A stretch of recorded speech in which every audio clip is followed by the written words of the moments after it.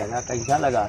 जिसके जो भाग में होता है वही मिलता है, और जब तक वो मालिक नहीं चाहेगा तुम कितना भी चाहो कुछ भी नहीं हो सकता है, चाहते हुए भी नहीं हो सकता है। दिक्कतें ये खड़ी होती है।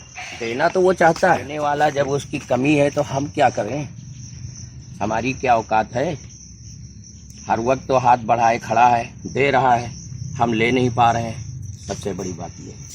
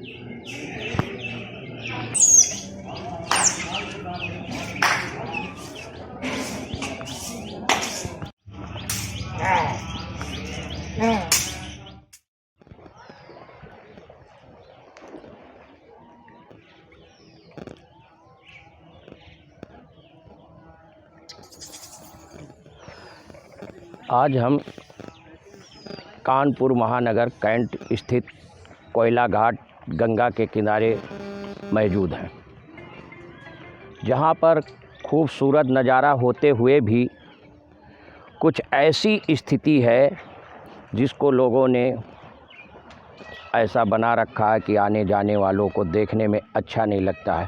प्रशासन इस पर ज़रूर निगाह डाले। आ गई बात प्राकृतिक की। प्राकृतिक में मानव भी है, प्राकृतिक में जीव जंतु भी हैं, पशु पक्षी भी हैं, प्राकृतिक में हर तरीके के जानवर हैं। बंदर को देखिए, अपनी कलाकारी से अनेकों प्रकार की जल में खेल कूद कर रहे हैं, जल में खेल कूद कर रहे हैं। कभी वो पेड़ों पे चढ़ते हैं, कभी पेड़ों से छलांग लगाते हैं, कभी नीचे जाते हैं, कभी ऊपर जाते हैं, ऊपर दौड़ते हैं, नीचे दौड़ते हैं। हर प्रकार से प्राकृतिक हमारे परिवार का मुख्य अंग है। हम प्राकृतिक के साथ अनेकों प्रकार से खिलवाड़ कर रहे हैं, अनेकों प्रकार से खिलवाड़ कर रहे हैं। कहीं पे गंदगी फैला करके, कहीं पे प्राकृतिक को हानि पहुंचा करके, कहीं पे हम प्राकृतिक में को कभी गड्ढे बना करके, कभी सड़कों को खोद करके डाल देते हैं, जिससे आने जाने वालों को दिक्कत पड़ती है। हम इस वक्त कोयला घाट पे शनिदेव मंदिर पे विराजमान हैं, और शनि ही भैरव है और भैरव ही शनि है, जो हमारे मृत्यु का बादशाह है। शनि जो है दंड देने का मालिक है। गलत कार्य करने वालों के लिए शनि दंड देता है।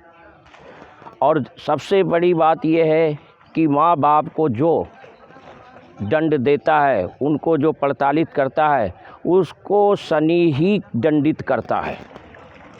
शनि की पूजा करना, शनि का पाठ करना, अगर माँ बाप की सेवा नहीं कर सकता है तो शनि का पाठ और पूजा पाठ हेठ है। माँ बाप की सेवा ही सबसे बड़ा शनि की सेवा है। शनि ही धर्म की रक्षा करता है, शनि ही धर्म का रक्षा करता है। बार बार मैं कह रहा हूँ, शनि ही धर्म की रक्षा करता है। आज जो है नाग पंचमी का दिन है, आज नाग पंचमी का दिन है। नाग पंचमी इसलिए मनाया जाता है, क्यों मनाया जाता है? लोगों के मन में अनेकों प्रकार की शंकाएं, अनेकों प्रकार की बातें उत्पन्न होती हैं। लेकिन नाग पंचमी के दिन, आज ही के दिन, श्री कृष्ण ने कालिया दाव में कूदा था गेंद निकालने के लिए। गेंद निकालने के लिए उन्होंने कूदा था, लेकिन जब वो नीचे गए तो वहाँ पे कालिया दाव में राजा बाश सोए हुए थे और उन्होंने जब समझा कि हमारे प्रभु यहाँ पे आ चुके हैं तो उन्होंने तुरंत तत्काल वहाँ से निकल करके और उनको अपने सिर पे बैठा करके और जल से ऊपर लेकर के आए। उसी दिन से हमारा ये नाग पंचमी का दिन मशहूर हुआ। नागों का दिन, अनेकों प्रकार के नाग जो हमारे प्राकृतिक के सुंदरता को बढ़ाते हैं, अनेकों प्रकार के सर्प हमारे प्राकृतिक के सुंदरता को बढ़ाते हैं। नाग ही हमारे शरीर के भिन्न अंग हैं, अभिन्न नहीं है, भिन्न अंग हैं, हमारे मेन हैं और हम नागों के पूजा करते हैं। हमारे पूर्वज सभी लोगों ने नागों के पूजा किए। नागों के पूजा करने पर अगर नाग खुश होते हैं तो हमारे घर में माँ लक्ष्मी खुद अपने आप चलकर चली आती है, क्योंकि पुत्र की सेवा जो करता है माँ अपने आप दौड़ करके आती है। पुत्र की जो सेवा करता है उसके घर में माँ अपने आप दौड़ के आती है। इसलिए उस घर में महालक्ष्मी, माता महालक्ष्मी खुद चल करके आती है।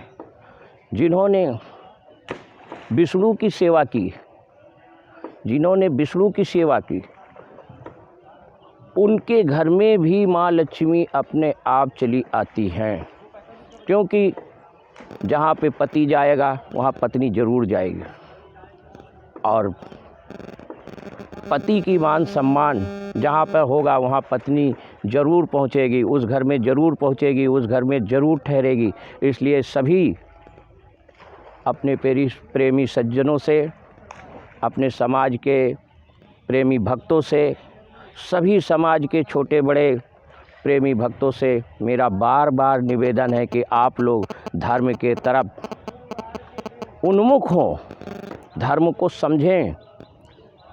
हमारा धर्म सबसे श्रेष्ठ है, हमारा धर्म सबसे श्रेष्ठ है। इस श्रेष्ठता को समझें। हमें किसी के दर पे जाने की ज़रूरत नहीं पड़ेगी, क्योंकि मैं सनातनी हूँ।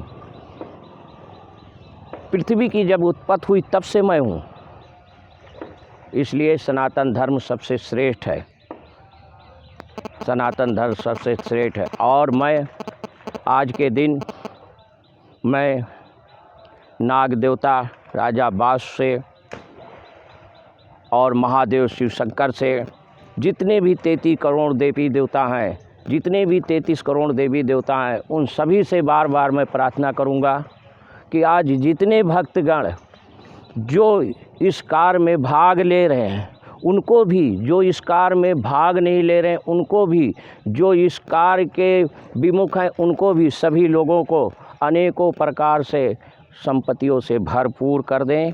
और मेरा इसी जगह से बार बार प्रार्थना है कि अनेकों प्रकार से उनके दुख दर्द को हर लें, अनेकों प्रकार से उनके दुख दर्द को हर लें।